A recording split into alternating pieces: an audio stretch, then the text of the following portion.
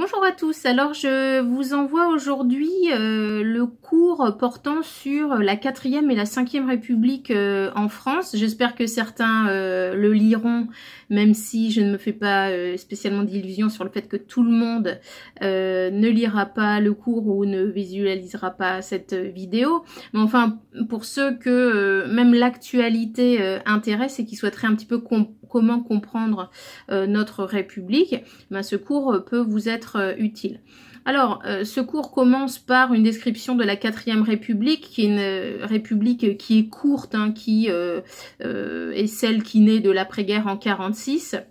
jusqu'en 1958. Et ce qu'il faut comprendre, c'est que cette république qui est parlementaire, donne le beau rôle, un rôle important au Parlement, c'est-à-dire à l'Assemblée nationale notamment, mais qui a pour corollaire et contrepartie une forte instabilité gouvernementale, puisque dès que le Parlement bloque le gouvernement ou sa politique, eh bien le gouvernement se doit de démissionner. Et cette instabilité, elle est très problématique, puisque sous la 4e République, eh bien la France doit gérer des conflits extérieurs avec la guerre d'Indochine, puis la guerre d'Algérie, et puis des défis économiques. Et donc en 1958, dans le contexte de la guerre d'Algérie, le général de Gaulle revient au pouvoir et il impose ses vues,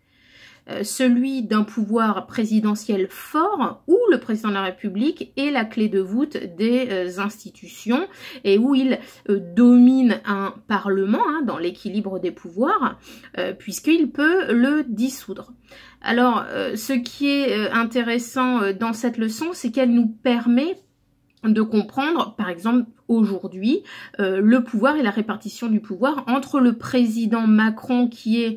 tout à fait adepte de ce régime de 5e République, où le président a un pouvoir important, notamment celui, donc, je l'ai dit, de dissolution. Cette dernière, d'ailleurs, a été mentionné par les médias, même si Emmanuel Macron n'en viendra pas là a priori. Et puis, donc, le chef de l'État, eh bien, dirige le pays avec son premier ministre qu'il nomme. Par contre, vous savez que les médias évoquent beaucoup un remplacement du Premier ministre Édouard Philippe au lendemain donc de cette crise du Covid-19 avec la formation d'un nouveau gouvernement qui serait dit d'union nationale. Alors on ne sait pas ce qui va se passer, mais c'est intéressant à suivre. Et dans cette 5e République où le pouvoir présidentiel est fort, eh bien c'est le président qui donne les grandes orientations et le Premier ministre qui les met en musique, qui est donc à la tête du gouvernement et qui mène la politique édictée par le président. Et ce qui est important également de comprendre dans la situation actuelle, c'est que le président jouit d'une forte majorité, en tout cas le parti présidentiel à l'Assemblée nationale, et cela explique aussi une réforme relativement récente des institutions et de la Constitution de la 5e République, à savoir la réorganisation au début des années 2000 du calendrier des élections, avec, on l'a vu en 2017, une élection du président de la République, suivie de peu par les élections législatives désignant les députés. Et c'est la raison pour laquelle, depuis 3 ans, le président Macron peut imposer et mener la politique qui était d'ailleurs dans son programme, tout simplement parce qu'il bénéficie d'une majorité qui était absolue jusqu'à il y a quelques jours, qu'il ne l'est plus, mais une majorité solide. Le cours, vous le verrez, pour ceux qui le liront encore une fois, s'intéresse aux grandes politiques menées par l'État. Les politiques économiques avec 2 temps. Le temps d'un État qui est très présent dans l'économie de la France en nationalisant des secteurs importants, notamment dans l'énergie au lendemain de la guerre, et à partir des années 80, un reflux, un retrait de l'État C'est pas surprenant, ça s'inscrit dans un mouvement que l'on retrouve également en Angleterre, aux États-Unis, avec un État qui se retire, selon une vision libérale, pour laisser aux entreprises la main libre, si l'on peut dire,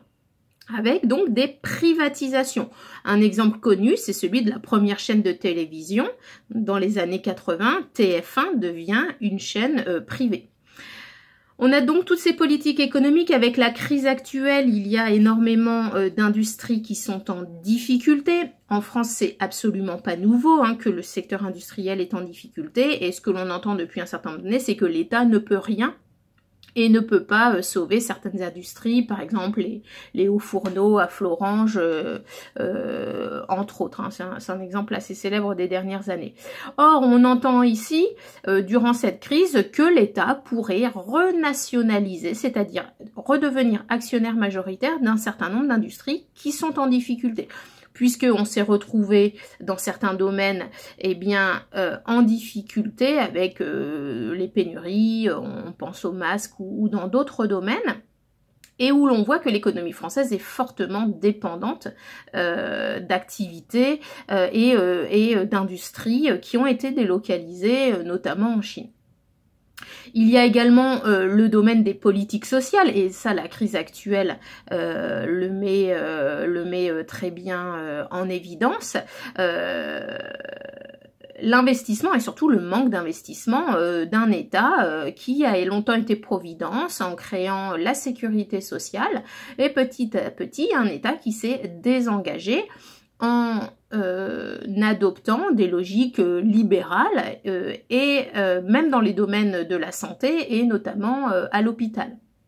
avec des logiques liées à des questions de rentabilité, au nombre de lits que l'on a, etc., et aux économies qu'il fallait faire avec le fameux trou de la Sécu, toujours plus abyssal, sans que les gouvernements successifs aient trouvé de solution. Et puis il y a tout ce qui relève des politiques culturelles notamment, puisque l'État, notamment dans les années 60 avec André Malraux ou dans les années 80 avec Jack Lang, l'État était très impliqué sur le plan culturel, et l'on a vu récemment, et avec cette crise, que les acteurs de la vie culturelle en France sont en très grand danger, et la question est de savoir quel va être le rôle de l'État pour permettre à des festivals, à des secteurs, celui de la musique, celui du cinéma, celui du théâtre, etc., de survivre à cette crise. Dernier élément, la question du personnel politique qui est dominé par les hommes d'un certain âge, des hommes qui ont souvent un parcours fléché, celui d'élite passant par les grandes écoles, Sciences Po, l'ENA, etc., dont notre président est un exemple typique, et avec également de corollaire la sous-représentation des femmes qui même malgré la loi de la parité sont très peu présentes en politique, et puis avec le désintérêt, voire le désengagement de la population, de l'opinion publique, qui ne se reconnaît plus dans le modèle politique existant, qui réclame en même temps de pouvoir s'exprimer d'autres manières, mais ce que l'on constate, c'est l'érosion de la participation politique, avec une faible participation d'une élection à une autre, l'élection présidentielle étant une exception. Voilà, donc je ne saurais que vous encourager à lire ce cours qui vous permet de planter un petit peu le décor et de mieux comprendre des situations comme celles que nous vivons actuellement. Je vous dis à bientôt et bon courage.